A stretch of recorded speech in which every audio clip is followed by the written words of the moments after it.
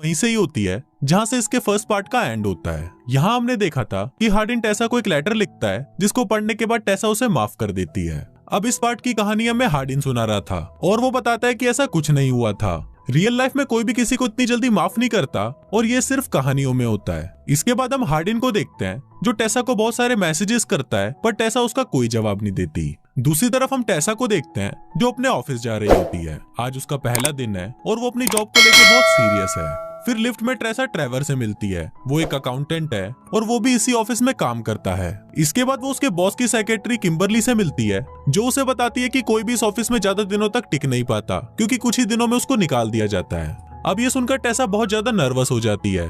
इसके बाद टेसा को कुछ बुक की स्क्रिप्ट्स दी जाती है जिसको पढ़कर उसे उनका रिव्यू करना था। टेसा एक ही रात में 3 बुक्स को पढ़ लेती है और उनका रिव्यू लिखकर वो वहीं सो जाती है। अगली सुबह जब वो उठती है तो उसके सामने उसका बॉस होता है जो उसके रिव्यूज पढ़ रहा था। टेसा को लगता है कि शायद अब उसकी जॉब चली जाएगी क्योंकि वो काम करते करते वहीं सो गई थी, पर उसके बॉस को उसका काम बहुत अच्छा लगता है और वो उसकी तारीफ करता है। दूसरी तरफ हम हार्डिन को देखते हैं जो एक टैटू आर्टिस्ट के पास टैटू बनवाने जाता है। वहाँ आर्टिस्ट उसे बोलती है कि इससे तुम्हें थोड़ा दर्द होगा, इसलिए दर्द कम करने के लिए वो उसे ड्रिंक ऑफर करती है, पर हार्डिन उसे मना कर देता है और बोलता है कि मुझे दर्द सहना पसंद है। दरअसल टेसा के साथ ब्रेकअप के बाद हार्डिन बहुत उदास रहता है और खुद को दर्द देता रहता है।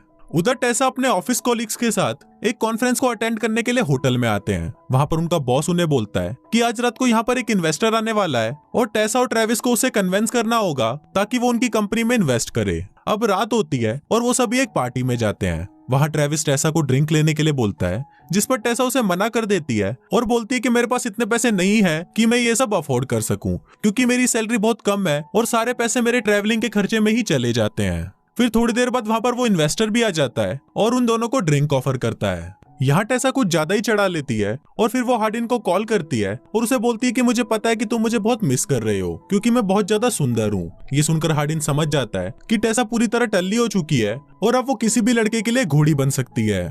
इसलिए वो उसे बोलता है कि तुम जहाँ हो वहीं रहो, मैं अभी तुम्हारे पास आ रहा हूँ। पर वहाँ टेसा ट्रेवर के साथ अपने होटल रूम में आ जाती है और वो दोनों आपस में बातें करने लगते हैं। इसी दौरान टेसा ट्रेवर के ऊपर ड्रिंक गिरा देती है और फिर वो उसके कपड़े उतरवाकर उसे साफ करने लगती है। पर तभी हार्डिन भी वहाँ पर आ जाता है और वो ट्रेवर को बिना कपड़ों के देखकर ये समझने लगता है कि टेसा ने जरूर इसके साथ घपाघप किया है। फिर हार्डिन उस पर गुस्सा करने लगता है जिससे ट्रेवर वहाँ से चला जाता है। इसके बाद टेसा और हार्डिन आपस में लड़ने लगते हैं, पर तभी उन दोनों के अंदर ठड़क जागने लगती है और वो दोनों वहीं पर ही घपाघप करना शुरू कर देते हैं। फिर अगली सुबह जब वो दोनों उठते हैं तो टेसा हार्डिन को बोलती है कि कल रात में बहुत नशे में थी इसलिए मैंने तुम्हारे साथ घपाघप किया था। फिर टेसा हार्डिन को चिढ़ाने के लिए उसे बोलती है कि उसने कल रात किसी दूसरे लड़के को भी किस किया था। इस पर हार्डिन भी उसे नीचा दिखाने के लिए उसे झूठ बोलता है और कहता है कि कल रात मैंने भी मॉली के साथ घपाघप किया था।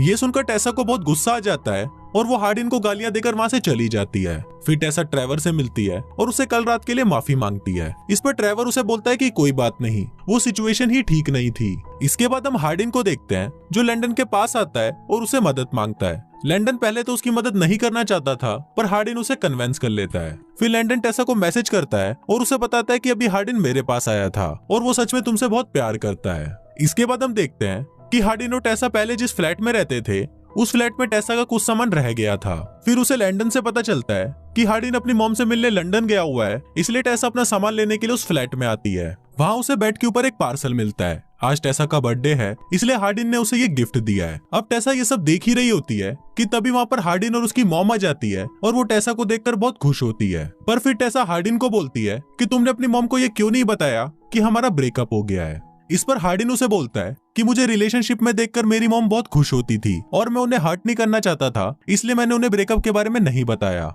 इसके बाद हार्डिन की मॉम उसे आज रात यहीं रुकने के लिए बोलती है, पर टेसा को आज अपनी मॉम से मिलने जाना था, पर हार्डिन की मॉम के फोर्स करने पर वो वहीं रुक जाती है। फिर अगले दिन टेसा जब अपनी मॉम से मिलने जाती है तो वहाँ पर उसे नोआ मिलता है और वो टेसा से पूछता है कि तुम्हारा और तुम्हारे डैड का रिलेशन कैसा था। दोस्तों यहाँ पर हमें पता चलता है कि टेसा जब बहुत छोटी थी तो उसके डैड उसे छोड़कर चले गए थे। फिर टेसा अपनी मॉम को फोन करती है तो उसकी मॉम उसे बताती है कि तुम्हारे डैड यहाँ पर तुमसे मिलने आए थे पर मैंने उनको भगा दिया। अब ये सुनकर टेसा को बहुत गुस्सा आता है और वो वापस हार्डिन के पास चली जाती है। अब पूरी रात हार्डिन के साथ पलंग तोड़ने के बाद जब सुबह टेसा उठकर बाहर आती है तब हार्डिन की मॉम उससे पूछती है कि तुम्हारा और हार्डिन का रिलेशनशिप कैसा चल रहा है। इस पर टेसा उसकी मॉम को सच बता देती है और बोलती है कि आपका बेटा चूतिया है, उसने मुझे धोखा दिया था इसलिए मैंने उसे छोड़ दिया।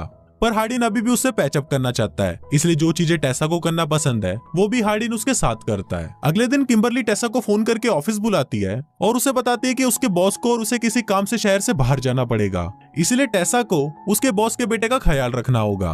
अब इसके कुछ दिनों बाद क्रिसमस पर हार्डिन टेसा को एक नेकलेस गिफ्ट करता है और ये देखकर टेसा उसे बोलती है कि मुझे नहीं लगा था कि हम दोनों क्रिसमस तक साथ रहेंगे। यहाँ टेसा बहुत ज्यादा इमोशनल हो जाती है और हार्डिन उसे संभालते हुए बोलता है कि मुझे एक लास्ट चांस और दे दो, मैं तुम्हें फिर कभी भी चीट नहीं करूंगा।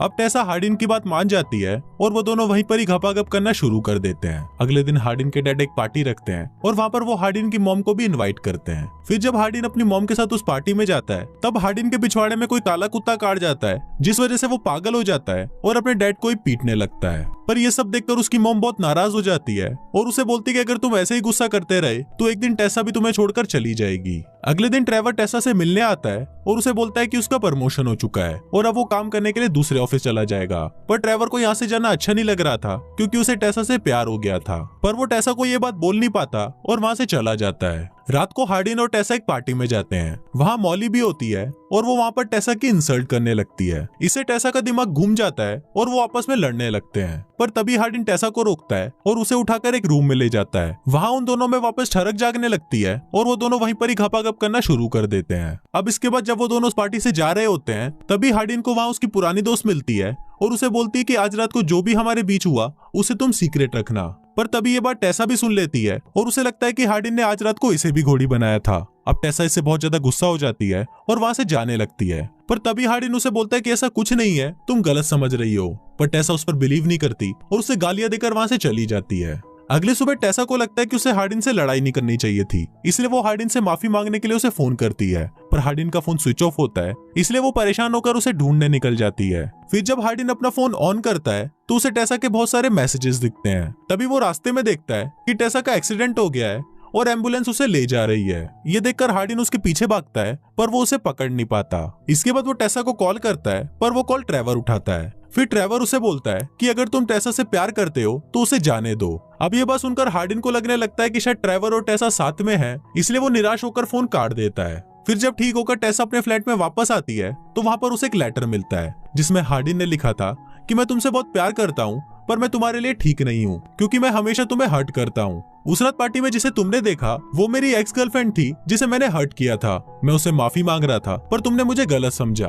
फिर इस लेटर को पढ़कर टेसा हार्डिन को कॉल करती है पर हार्डिन ने गुस्से में अपना फोन तोड़ दिया था। इसके बाद जब टेसा और ट्रेवर साथ में होते हैं तो वो उसे बताता है कि उस दिन हॉस्पिटल में हार्डिन का कॉल आया था पर मैंने उसको ये बोला कि हम दोनों साथ में हैं, पर अब मुझे लग रहा है कि मैंने बहुत बड़ी गलती कर दी, इसलिए तुम मुझे माफ कर दो। तभी हार्डिन भी वहाँ पर आ जाता है और टेसा उसके पास आकर उसे सॉरी बोलती है।